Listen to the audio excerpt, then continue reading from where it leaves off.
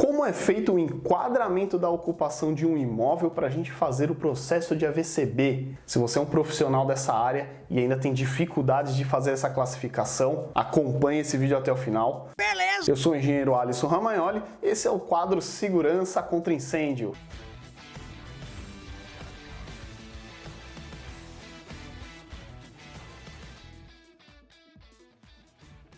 Salve, salve pessoal! Para a gente ter um dinamismo mais legal e mais interessante para você entender mais na prática como fazer a análise dessa ocupação, eu vou puxar agora a tela do meu computador para mim fazer uma caracterização de um imóvel junto com você, para você ver detalhes que a gente observa na hora de atender o cliente ali e entender qual vai ser o tipo de processo que a gente vai tratar. Então, bora lá! Pessoal, vindo agora aqui para a parte prática na tela do computador, a gente vai analisar o imóvel aqui no Google. A gente sempre tem por padrão aqui na HS a gente fazer isso, para a gente ver a característica que o imóvel tem para fazer uma primeira análise.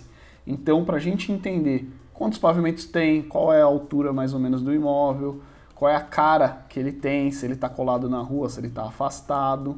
Então, justamente para isso vai auxiliar a gente a fazer a análise no decreto, tá? Então, como a gente pode ver, isso aqui se trata de um galpão, tá? Foi feito o pedido de AVCB para esse galpão aqui, ó, vocês podem ver a profundidade dele, é um galpão alto.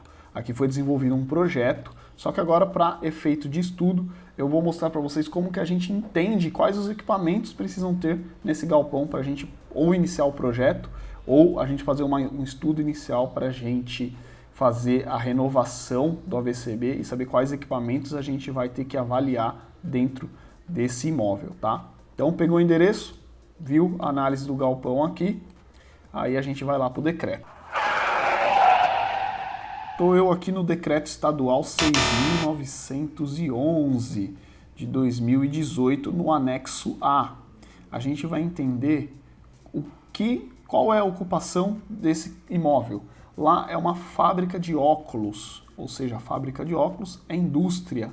Então é uma indústria que trabalha com plástico, porque os óculos que eles trabalham lá são armações de plástico. Então a gente vai no I, indústria, e lá a gente tem as referências. Indústria com carga de incêndio de até 300 megajoules, indústria carga de incêndio de 300 a 1.200 e indústrias acima de 1.200. Alisson, como eu sei essa carga de incêndio?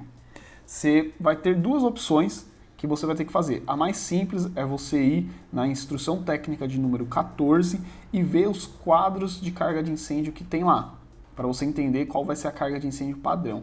Porém, alguns projetos que tem depósito junto com a indústria, você vai ter que calcular na unha o depósito inteiro do cara para fazer a somatória e converter isso em carga de incêndio.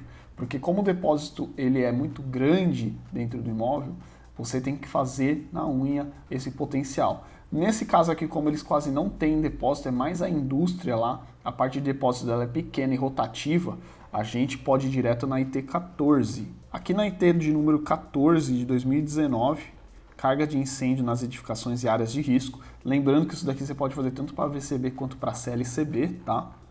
A gente vai ter aqui a tabelinha com as ocupações. Então a gente está falando de indústria. Então vamos procurar indústria aqui no lado esquerdo. Ó, indústria. E a gente quer entender qual é o tipo de indústria. Lá eu falei que é uma indústria de óculos, que fazem armações de plástico.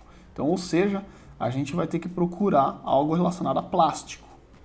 Ó, se a gente vier aqui em artigos, mármore, metal, pele, artigos de plástico em geral. E 2, a carga de incêndio é de 1.000 megajoules por metro quadrado. Então, tá aqui a classificação que a gente tem do nosso imóvel. Então é I2, atividade industrial fabricante de bebidas, destilados. Aqui ele dá alguns exemplos, né? Mas é sempre legal a gente ver na IT 14, porque está muito mais detalhado do que aqui no decreto. Feito isso, a gente agora vai entender quais equipamentos eu preciso ter. Se a gente continuar descendo aqui, a gente vai ter algumas classificações, justamente o risco, que é risco médio, que é 1.000 megajoules. E a partir da tabela 5, a gente vai ter a caracterização do imóvel. Lembra que a gente viu lá quantos pavimentos ele tinha? Então a gente vai precisar entender quantos metros quadrados ele tem e qual é a altura dele. Em termos de metro quadrado, esse imóvel ele tem aproximadamente 2.000 metros quadrados. Então a gente vai trabalhar com uma tabela maior do que essa. Então a gente vai ter que estar, edificações do grupo A, é grupo I que a gente está procurando, né? Grupo I. Edificações de divisão de I1 e I2, então o nosso I2 está dentro dessa tabela, com área superior a 750, a gente tem 2.000 metros, ou altura superior a 12 metros. Vamos lá, voltar na foto do Google. Esse imóvel ele não passa de 12 metros de altura, tá? Porque aqui a gente tem o térreo, mais 2 níveis. Cada nível desse aqui deve ter uns 3 metros, então 6 daqui até aqui. Acabei passando uma informação equivocada aqui no vídeo. Na verdade, a altura ela sempre vai ser referenciada do piso do térreo até o piso do último pavimento, não até o telhado, que nem vocês estão vendo aqui na imagem, a gente fazendo uma referência do desenho. Uma conta de padaria, quando você for vistoriar o imóvel, é bom você conferir, ou for fazer o projeto. Vamos considerar 10. Então, beleza, se enquadra dentro do que a gente tem aqui, porque ele fala que tem que ter mais que 750 metros quadrados ou a altura superior a 12. Então, no caso, a gente está se enquadrado nesse primeiro item, tá? Então, vamos dar uma olhada aqui, ó. Ele dá as alturas na tabela também. Então, a gente tem edificação térrea, não é o nosso caso, a gente tem outros pavimentos. Alturas menores que 6 metros, também não é o nosso caso. E esse aqui é o nosso, de 6 a 12 metros. Então a gente vai precisar de todos esses equipamentos que estão marcados com X.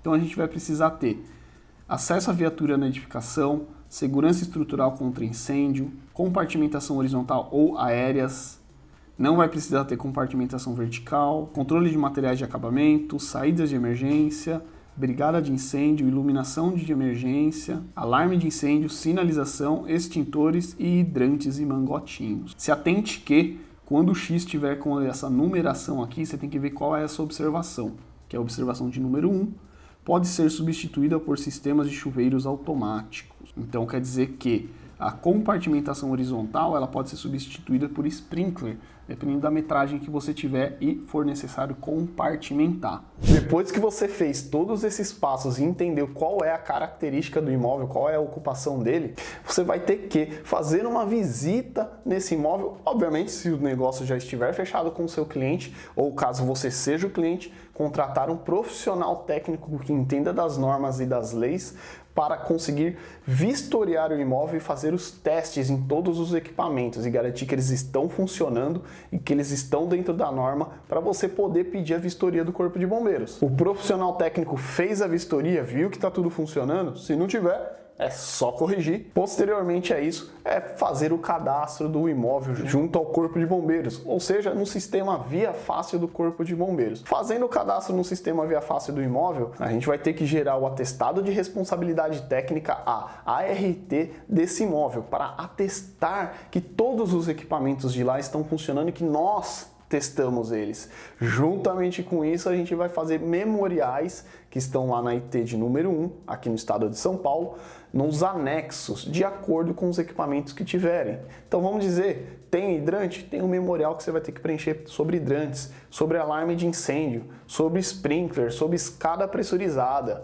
Cada equipamento desse você vai ter um memorial para preencher. Quando ele existir no imóvel, você precisar atestar ele na sua RT. Feita essa parte burocrática, a gente vai para a parte prática, que é escalar os brigadistas do imóvel e fazer o treinamento de brigada de incêndio deles. Toda vez que a gente for renovar um AVCB e uma vez por ano, o treinamento de brigada tem que acontecer. Toda vez que nós fazermos a atualização, a renovação do AVCB, o Corpo de Bombeiros vai pedir a lista dos brigadistas atuais daquele ano que ocorreu o treinamento. Porém, a partir de 2020, o Corpo de Bombeiros ele começou a cobrar a brigada de incêndio para esses imóveis anualmente. Então, além de você renovar o seu imóvel a cada 3 anos, dependendo da ocupação, se você não sabe quando o seu AVCB vence, clica no vídeo aqui em cima que eu falo sobre cada tipo de ocupação e suas validades. Todos os anos o Corpo de Bombeiro, quando o imóvel tiver o AVCB vigente, ele vai cobrar a lista dos brigadistas do treinamento daquele ano. Então se atente que todo ano sua brigada tem que estar treinada. Após a parte prática, a gente finaliza o cadastro no Via Fácil, gerando a taxa de vistoria do Corpo de Bombeiros dentro do próprio Via Fácil. Se você não sabe quanto custa essa taxa, ela é variável de acordo com o metro quadrado construído do seu imóvel. Então, um imóvel que tenha 1.000 metros quadrados vai ter um valor. O imóvel que tem 2.000 metros quadrados vai ter 2 vezes aquele valor e assim por diante. Dentro do site do Corpo de Bombeiros você consegue fazer uma simulação da taxa também que você vai pagar tanto para projeto quanto para vistoria do AVCB. E a última etapa é você deixar o seu like nesse vídeo se você está gostando desse conteúdo, não deixar de se inscrever aqui no canal, porque toda semana a gente traz conteúdo novo da área de prevenção e combate a incêndio. Se você quer algum conteúdo específico que a gente não falou nesse vídeo ou não falou em outros vídeos aqui do canal, escreve aí nos comentários, pois isso ajuda a gente a trazer novas ideias aqui de conteúdo e alimentar cada vez mais vocês e todo o público que assiste a gente aqui com um novo conteúdo técnico. A última parte é a gente solicitar a vistoria do bombeiro, para ele ir lá assim, canetar tudo que tem lá dentro do imóvel, saber se está tudo ok, se não deixamos passar nada. Caso deixe, fique tranquilo, o bombeiro vai te dar um comunique falando o que precisa ser melhorado dentro do imóvel e você tem uma segunda chance de pedir essa vistoria. Atenção, essa segunda chance é a última. Se você pedir a segunda vistoria e o bombeiro reprovar novamente, você vai ter que trazer o cadastro todo de novo e recolher a taxa de novo também. No, God! No! Então se atente porque você só tem direito a 2 vistorias dentro de uma mesma taxa. Se eu esquecer algum passo que você ache extremamente necessário para a aprovação ou a classificação dos imóveis, deixa aqui nos comentários para a gente gerar aí um debate sobre esse assunto aqui nesse vídeo e a gente alimentar cada vez mais as pessoas que acompanham a gente com mais conteúdo para elas terem mais informações. E aí, acabou?